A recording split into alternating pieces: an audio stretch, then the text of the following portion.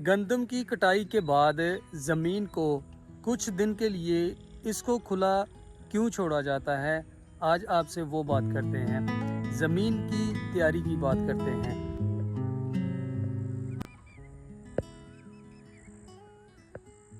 ये इसलिए छोड़ा जाता है ताकि यहाँ पर ज़मीन पे तेज़ धूप लगती है और यहाँ पर जो छोटे छोटे कीड़े होते हैं वो भी मर जाते हैं, और उसके बाद जो बीमारियाँ होती हैं वो तेज़ धूप के साथ ख़त्म हो जाती हैं, और बीज जो जड़ी बूटियों के होते हैं वो भी ख़त्म हो जाते हैं।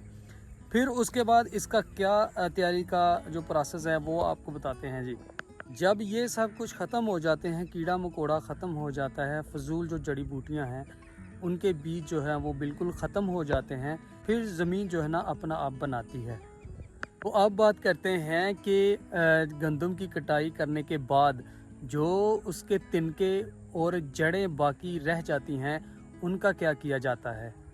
जैसा कि आप पीछे देख सकते हैं कि यहाँ पर कुछ लोगों ने आग लगाकर इसको जलाया हुआ है। ज़मीन के अंदर जो जड़ें रहती हैं, बजाय उसको आग लगाने के आप अगर देसी हलों के साथ उसको ज़मीन के अंदर ही अगर मिक्स कर देते हैं तो आपकी ज़मीन की जो ज़रख़ेज़ी है वो बढ़ जाती है, और ये मिट्टी के लिए देसी खाद ऑर्गेनिक फर्टिलाइज़र का काम करती है।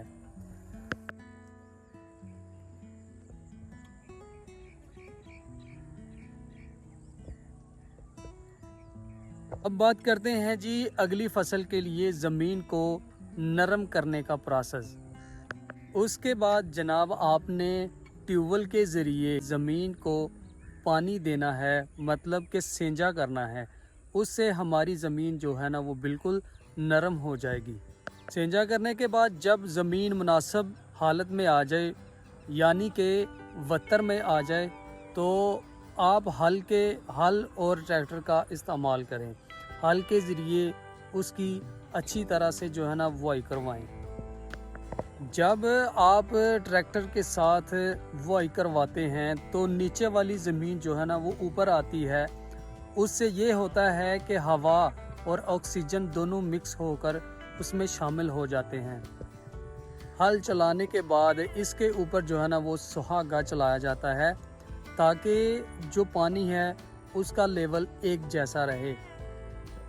अब आपकी ज़मीन जो है ना अगली फसल के लिए, यानी कि आगे धान की फसल की पनीरी के लिए बिल्कुल तैयार हो जाएगी। Thank you so much. अगर आपको वीडियो अच्छी लगी है लाइक और शेयर करें। अगर ऐसी मज़ीद वीडियो व्लॉग देखने के लिए मेरे इस चैनल को सब्सक्राइब कर लें। Thank you so much. आपकी मोहब्बत का बहुत शुक्रिया। अल्लाह हाफ़िज़।